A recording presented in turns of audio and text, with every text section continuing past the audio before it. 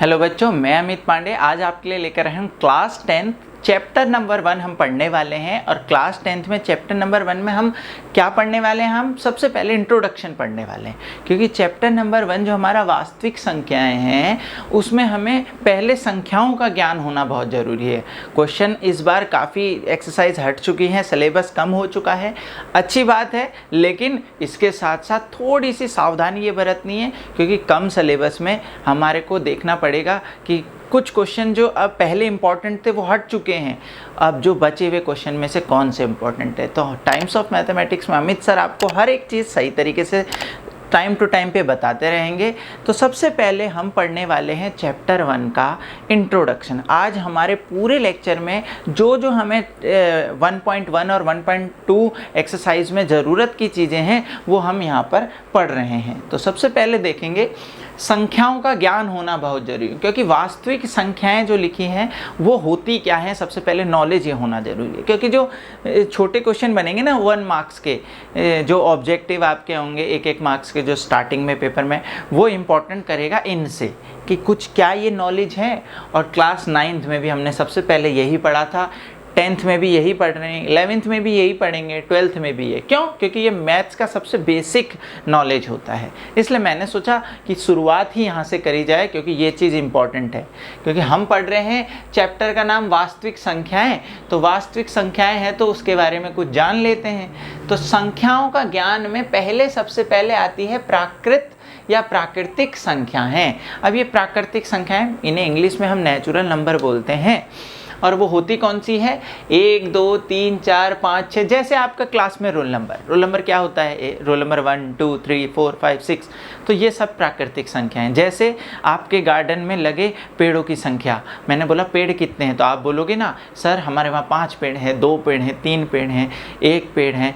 तो वो संख्याएं जो हम डायरेक्ट हम गिनते हैं, जैसे हमें बचपन से गिनती सिखाई गई कि सबसे पहले हमें 1 लिखना सिखाया गया, ठीक, डायरेक्ट हमें 1.5 लिखना सिखाया नहीं गया। जैसे मैंने बोला आपके फैमिली में कितने मेंबर्स हैं, कितने लोग हैं आपके घर पे, तो आपने बोला सर हमारे वहाँ 4 मेंबर्स हैं, मम्मी पापा भाई बहन। कोई बोलता है हमारे वहाँ 6 हैं, दादा दादी भी हैं। तो गिनती तो हम 1, 2, 3, 4। अब कहीं हम ये तो नहीं बोलते ना कि हमारे वहाँ 4.5 लोग हैं। अब 4.5 मतलब मम्मी पापा, मैं और मेरी छोटी बहन और दादी।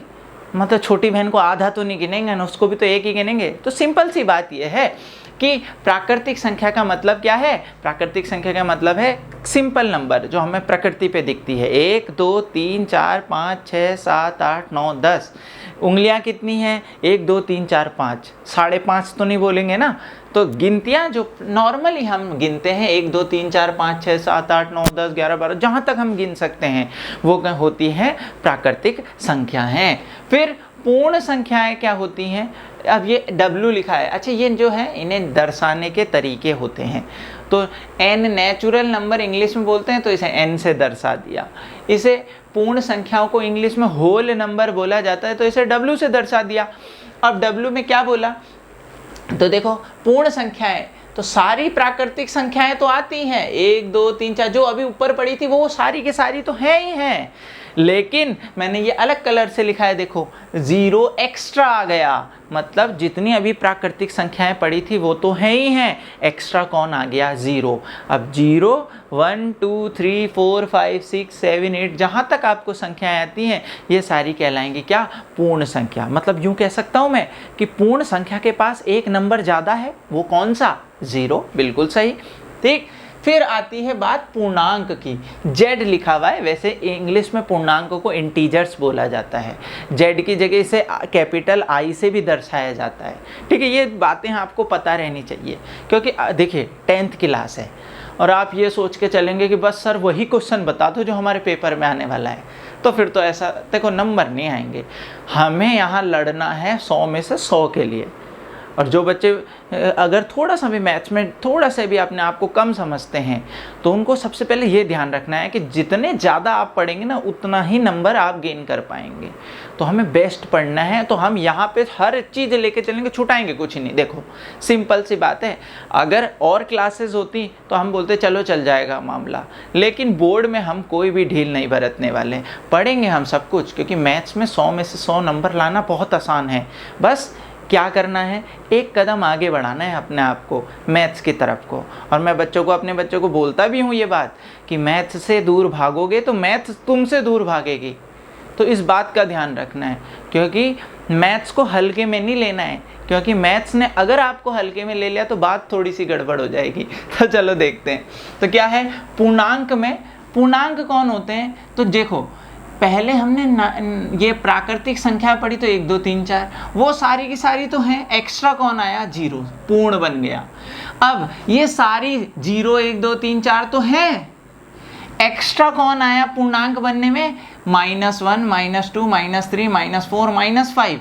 मतलब पूर्णांक कौन सी होगी, जो हमारे पे पहले थी 0 से लेकर आगे तक, वो तो है। उसके बाद ये एक्स्ट्रा और आ गई, ये सारी संख्याएं मिलकर बन गई पूर्णांक। अच्छा, पूर्णांक को ऐसा भी लिखा जाता है, पूर्णांक को कई जगह मतलब ऐसे इस तरह से ना लिखकर ऐसे भी लिखा जाता है, z बराबर 0 प्लस का 1 माइनस का 1 प्लस -2 प्लस -3 प्लस -4, इस तरीके से। देखो 0 प्लस -1 प्लस -2 प्लस -3 इकट्ठा करके ऐसे भी लिखा जाता है। और अलग अलग क्यों दिखाया सर फिर आपने, दोनों तरीके हैं लिखने के, लेकिन मैं अलग इसलिए लिख के दिखाना चाह रहा था क्योंकि जो ये 1 से उस तरफ के जो नंबर हैं, वो जो सब प्लस के नंबर हैं, इनको वैसे तो ये सारे पूर्णांक हैं, लेकिन इन पूर्णांक में भी अपने अलग अलग तरीकों से नाम दिए गए हैं। क्या कि ये जो सारे 1 से आगे वाले हैं उस तरफ बड़े वाले, उन्हें बोला धनात्मक पूर्णांक, मतलब प्लस वाले पूर्णांक। और जिनमें ये माइनस लगा हुआ है उन्हें बोला ऋणात्मक पूर्णांक, मतलब पॉजिटिव पूर्णांक, और ये नेगेटिव। ठीक। और बेचारा 0 शांत, हल्का शांत शरीफ सा बच्चा, वो उसको ना तो हम धनात्मक बोलेंगे ना ही ऋणात्मक बोलेंगे, उसे केवल क्या बोलेंगे, जब पूर्णांक बोलेंगे तभी 0 की बात होगी। जब धनात्मक और ऋणात्मक का अलग अलग हिस्सा करेंगे तब ये बोलेगा मैं किसी के साथ नहीं जा रहा, भाई मैं तो ना तो धनात्मक के साथ हूँ ना तो ऋणात्मक के साथ हूँ, अपना काम तो पूर्णांक में है बस। तो कैसे ध्यान रखेंगे, पूर्णांक जब बात होगी तो हम 0 +1 -1 +2 -2 +3 -3 इस तरह से चलेंगे। लेकिन अगर धनात्मक वालों की बात होगी तो 1 2 3, ऋणात्मक वालों की बात होगी तो -1 2 3, 0 को तब नहीं लेंगे। ठीक है ना, ठीक है। अब इम्पोर्टेंट जो है वो है परिमेय संख्या, क्योंकि यहाँ हम जो पढ़ने वाले हैं, वैसे तो हम परिमेय अपरिमेय क्लास 9th में अच्छे से समझ के आ चुके हैं, लेकिन यहाँ पर हमें कुछ चीज़ें सिद्ध करनी पड़ेगी। इस 1.1 में तो नहीं करने की, 1.2 पे जरूर करेंगे। तो पर नॉलेज होना चाहिए क्या, परिमेय संख्या है। तो हमने जैसे परिमेय संख्या को इंग्लिश में रेशनल नंबर्स बोलते हैं, इसे क्यू से प्रदर्शित करते हैं, कैपिटल नंबर होते हैं ये कैपिटल क्यू से। अच्छा, डेफिनेशन क्या है, बेसिकली हमने बहुत बार बचपन से पढ़ते हुए आ रहे हैं क्या, कि जिन्हें P/Q, Q0, ये हर जो अंश बटे हर 0 नहीं होना चाहिए के रूप में लिख सकते हैं। बिल्कुल सही बात, परिमेय संख्या जिन्हें हम P/Q के रूप में लिख सकते हैं। पर मैं थोड़ा सा, अब हम बड़ी क्लास की तरह से पढ़ेंगे, ये तो बहुत बचपन की, हम जब बच्चे थे तब हमें सिखा दिया था, लेकिन अब हमें बहुत अंदर से ढंग से पढ़ना है। तो क्या पढ़ना है, देखो परिमेय संख्या है जिनको ऐसे बटे में लिख सकते हैं, मैं मानता हूँ बिल्कुल सही बात है, लेकिन जैसे ये जितनी भी अभी हमने संख्याएं पढ़ी, सभी प्राकृतिक संख्या, सभी पूर्ण संख्या और सभी पूर्णांक संख्या, ये सारी की सारी पहले तो इसके अंदर आती। क्यों, क्योंकि देखो 2 के नीचे 1 लिख दो, 2/1, 3 के नीचे 1 लिख दो, किसी के भी नीचे 1 लिखो तो बटे में बन गई नहीं बन गई भाई, 2 के नीचे 1 लिखा तो क्या हो गया 2/1, 3 के नीचे 1 लिखा 3/1, तो किसी के भी नीचे 1 लिख दो तो वो बट्टे में बन गई, तो वो सीधे इसमें आ जाएगी, क्योंकि हमने बोला जिसे भी हम बट्टे के रूप में लिख सकते हैं वो प्राकृतिक हो जाएगी। तो ये जितनी संख्याएं हैं ये सारी की सारी परिमेय के अंदर आ गई। देखो मैंने लिखा सभी प्राकृतिक, क्योंकि सबके बट्टे में 1 लिख सकते हैं हम, 4/1, 5/1 है, 1/1, -3/1, -5/1, वो बटे में बन गई, और जो भी बटे में बन गई उसे हमने परिमेय के अंदर लिख दिया। इसलिए मैंने सारी की सारी प्राकृतिक, सारी पूर्ण, सारी पूर्णांक सारे उठाकर इसके अंदर लिया कि ये सारी भी परिमेय है। इम्पॉर्टेंट अब क्या है, फिर सभी पूर्णांक, सभी पूर्ण, सभी प्राकृतिक, लेकिन भिन्न और दशमलव। अब इसके बारे में, अब सबसे पहली चीज तो मैंने जानबूझ के यहाँ पर सभी भिन्न नहीं लिखा, यही इंपॉर्टेंट है यहाँ पर जो मैं समझाना चाहता हूँ। इस लेक्चर का सबसे इम्पॉर्टेंट पार्ट जो मैंने जिस वजह से ये इंट्रो बनाया वो यही है कि सभी भिन्न और सभी दशमलव ना लिख के मैंने लिखा केवल भिन्न और केवल दशमलव लिखा, मैंने सभी नहीं लिखा। क्यों? क्योंकि परिमेय संख्याएं वे संख्या होती है जिन्हें भिन्न के रूप में तो लिख सकते हैं, मानता हूँ, लेकिन सभी भिन्न को परिमेय नहीं बोलते हैं। अब वो कौन से हैं? तो देखो, भिन्न कौन सी भिन्न को परिमेय संख्या बोलेंगे वो मैंने यहाँ बताया। वो भिन्न जैसे भिन्न होती है p बटे q के रूप में, बिल्कुल q 0 नहीं होता, ध्यान से सुनना।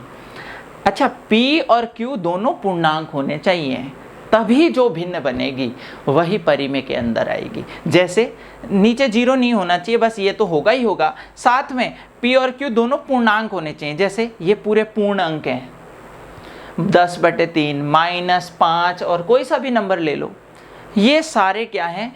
ये सारी भिन्न क्या है? परिमेय में है। तो सर कौन सी वाली नहीं है, जरा वो बताना, तो वो भी बता देते हैं। वो कौन सी होगी? जैसे √2/5, और मैंने बोला दोनों पूर्णांक होने चाहिए, एक भी पूर्णांक नहीं हुई, पूर्णांक का मतलब नहीं हुई मतलब अंडर रूट में ना हो जाए। जैसे 3√2/10, जैसे 7 + √2/3।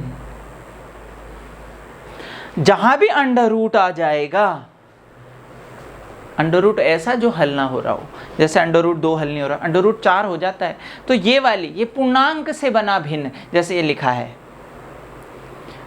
तो ये जो भिन्न है वो वाली भिन्न जो इस तरीके की है, देखो, जो पूर्णांक से, अंडर रूट वाली नहीं होगी। √2/5 या ये वाली संख्याएं क्या नहीं होंगी? ये परिमेय नहीं होंगी, परिमेय के अंदर नहीं आएगी, परिमेय के अंदर कुछ भिन्न आएगी। और देखो, मैंने सभी भिन्न नहीं लिखा, मैं बार बार बोलो, मैंने सभी जानबूझ के नहीं लिखा।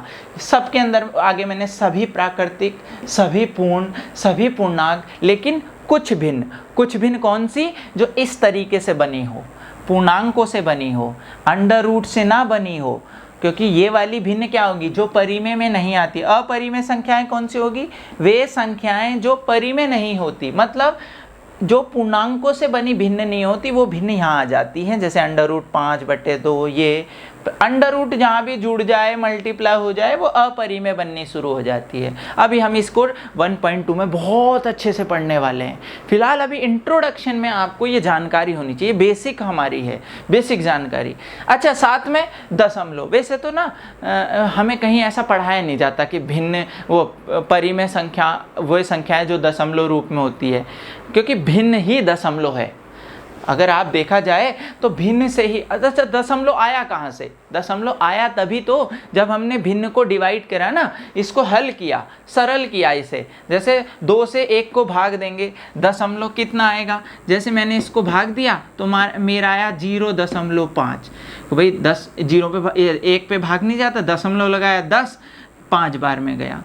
इसको भाग दिया, 3 से भाग दिया, 3 तियां 9, शेष बचा 1, दशमलव लगाया, फिर 10 आया, 3 तियां 9, 3 तियां 9, 3 ऐसे ये आता जाएगा।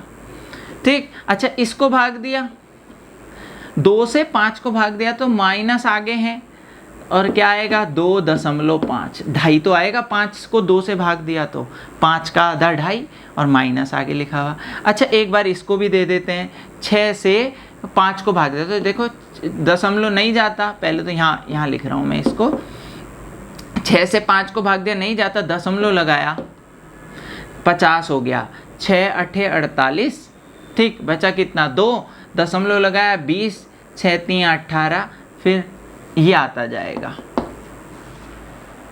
तो आप देख रहे हैं भिन्न को सरल करके दशमलव मिलता है। तो जो परिमेय संख्या है उसमें दशमलव भी आती है, और दशमलव कौन से आते हैं उसके लिए भी आपको मैं बता दूं।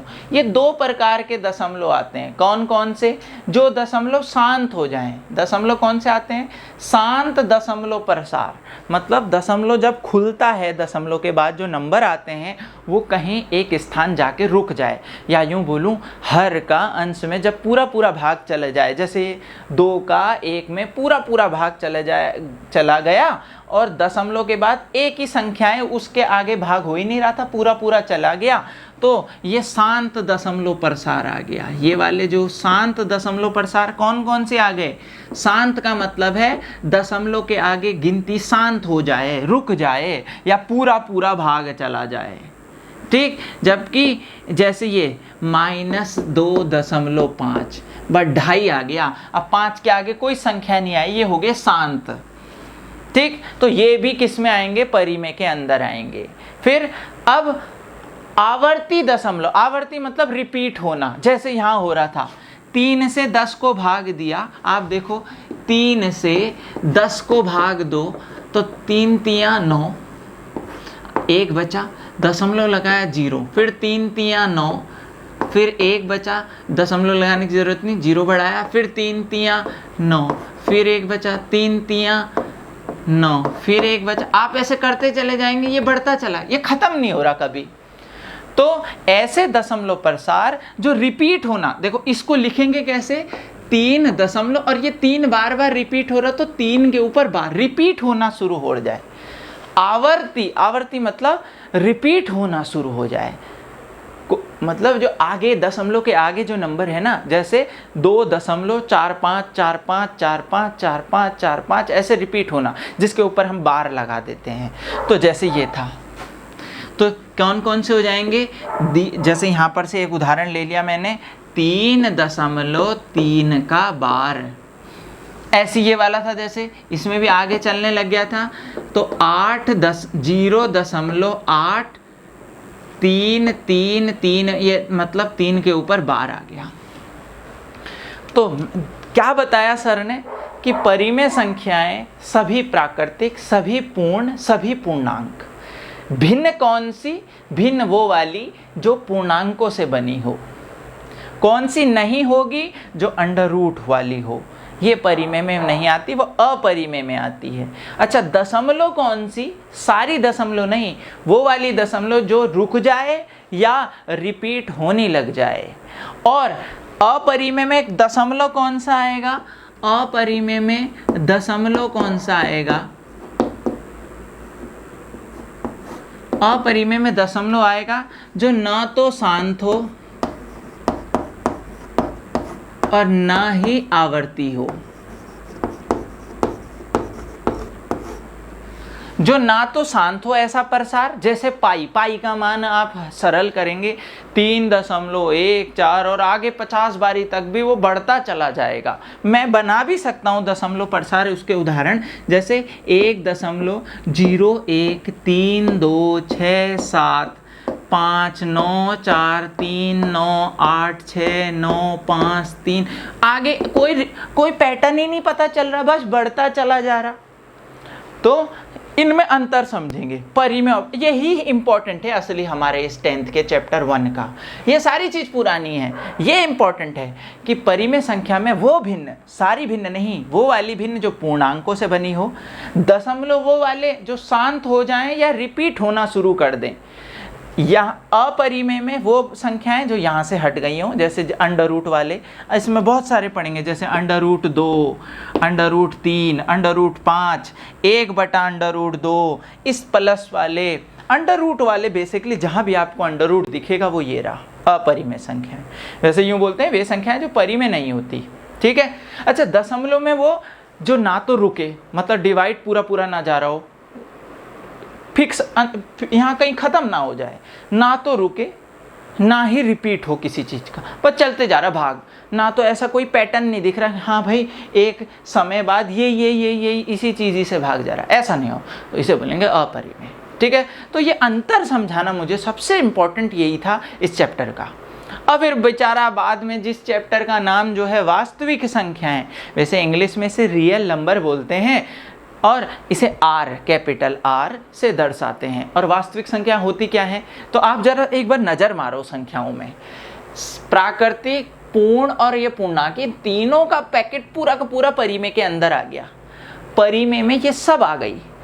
परिमेय जैसे मान लिया आपके पास 2 पैकेट हैं, जैसे मैं आप ये दिखाता हूँ, हमारे पास 2 पैकेट हैं, पहला परिमेय और दूसरा अपरिमेय।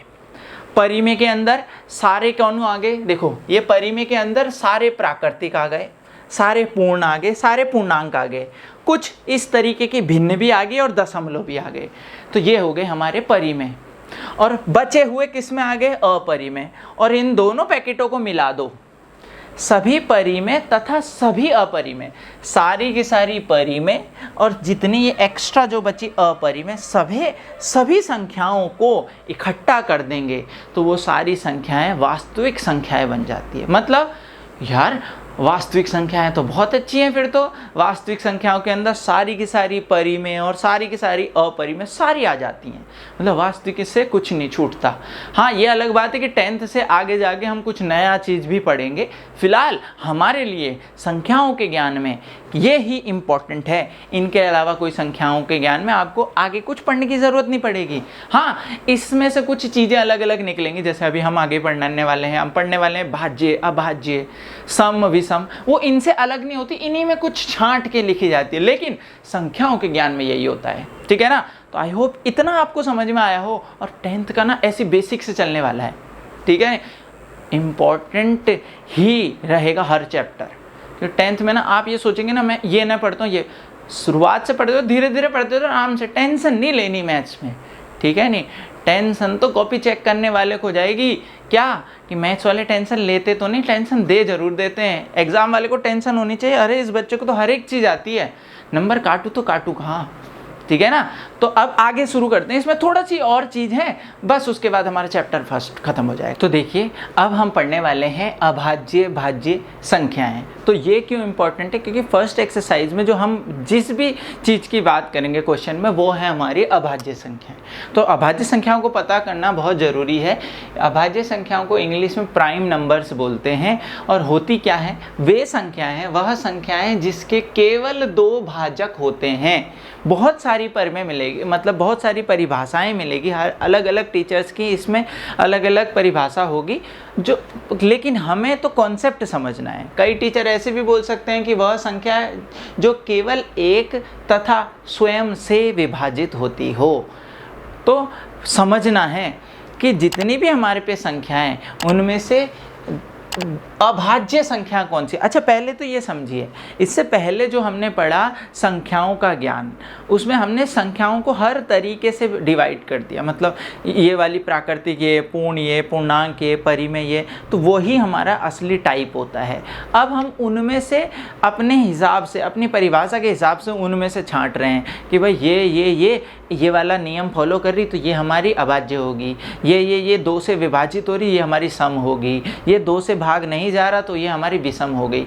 तो उन जो हमने अभी इससे पहले पढ़ाया, उनमें से ही अलग अलग एक नंबर उठाते हैं, और जो हमारी परिभाषा में फिट बैठता है वो हमारे उसमें चलता चला जाएगा। ये कुछ अलग नहीं है, क्योंकि संख्याओं के प्रकार में तो वही जो हमने स्टार्टिंग में पढ़ा था वही होते हैं पूरे तरीके से प्रकार, लेकिन ये कुछ एक्स्ट्रा है। वो क्या है, अब हमने उन सारों में से छांटा, जो भी हमारी संख्या है उनमें से छांटा क्या, कि वह संख्या है जिनको केवल 2 भाजक होते हैं। केवल दो का इंपॉर्टेंट यहाँ पर क्या है वो अभी समझाऊंगा। भाजक का मतलब है कि जिसको केवल 2 ही लोग भाग दे सकते हैं, वो एक खुद और एक वन, या यूं बोलो जो केवल कितने लोगों के टेबल पे आता है, कितने नंबरों के टेबल में आता है, एक 1 के टेबल में आता है, 1 के टेबल में तो सभी आते हैं, और एक डायरेक्ट खुद के टेबल में आता है और किसी के टेबल में नहीं आता। जैसे एग्जाम्पल, जैसे 2 है, 2 1 के टेबल पे आता है और 2 खुद के टेबल पे आता है। खुद के टेबल पे तो कोई 1 जा ही आता है। जैसे मैं थोड़ी बड़ी संख्या लेते हैं, जैसे हमारा 11 है, 11 या तो 11 के ही टेबल पे आएगा या 1 के टेबल पे आएगा, और 1 और उसके बीच में किसी के टेबल पे 11 नहीं आएगा। सही बात है। जो भी आप संख्या देखो, मैं आपको बोलूँ 7, क्या 7 किसी और के टेबल में आता है? नहीं सर, 7 केवल 1 7 जा 7 या 7 1 जा 7। तो केवल 2 ही लोगों के टेबल पे आता है। तो परिभाषा क्या बोली, केवल 2 भाजक, भाजक मतलब उनको भाग देने वाले कोई केवल 2 नंबर हैं। एक वो खुद से डिवाइड हो सकता है या 1 से डिवाइड हो सकता है। तो देखो अलग अलग तरीके हैं। डिवाइड के तरीके से देखें तो केवल 2 डिवाइड वाले होने चाहिए, मतलब वो केवल 2 नंबर से ही डिवाइड जाए, एक वो खुद से या 1 से, और बीच में किसी से भी डिवाइड ना जाए। डिवाइड का मतलब है किसी के भी टेबल पे ना आए।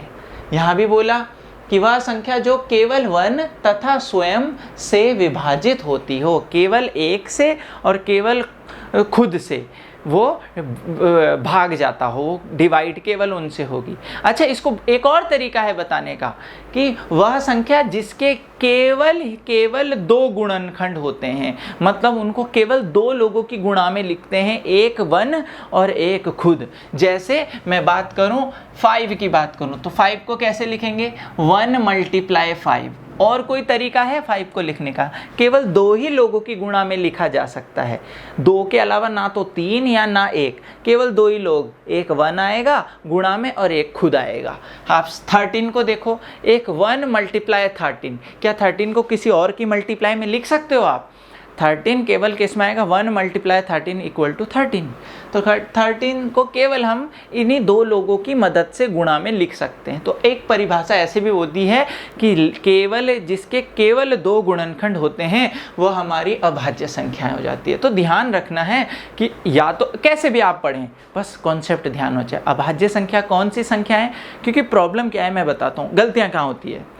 अभाज्य और भाज्य हम बच्चे कैसे समझते हैं, देखो जो मैं आप लोगों को जितना मैं पढ़ा के जान चुका हूँ कि बच्चों के दिमाग में अभाज्य और भाज्य ऐसा आता है, जो 2 से भाग गई वो भाज्य, 2 से भाग नहीं गई वो अभाज्य। आता नहीं आता है, देखो तो वो नहीं है, वो अलग चीज़ है, वो सम और विषम। इसलिए मैंने यहाँ सम विषम भी लिखा, जिसका आपको मैं इसी जगह पर आपको दोनों चीज़ें बता दूँ। तो अभाज्य संख्या कौन सी, जो केवल 1 के टेबल पे आए और डायरेक्ट फिर खुद के टेबल पे आए, बीच में किसी के टेबल पे नहीं आए, ठीक है। और ये सारी आपके सामने, और ये पता भी होनी चाहिए, क्योंकि इनकी मदद से हम अभी अपने क्वेश्चन 1.1 के सारे क्वेश्चन करेंगे।